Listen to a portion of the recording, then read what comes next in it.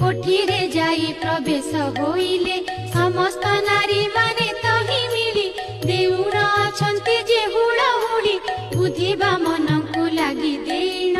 घरे प्रवेश होइले कपुण सेही दिनु रानी गर्भ होइले 10 मासे पुत्र जन्म कले मन वांछा तार हेला संपूर्ण जन्म हेला एक नंदन।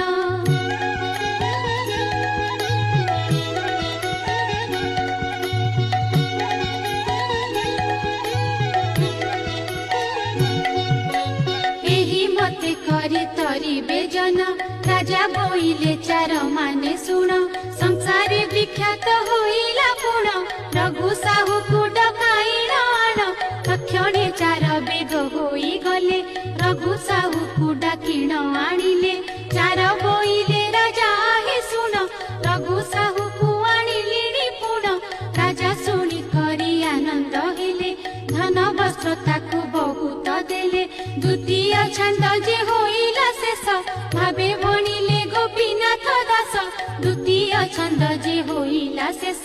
भावे भणिले गोपीनाथ दास।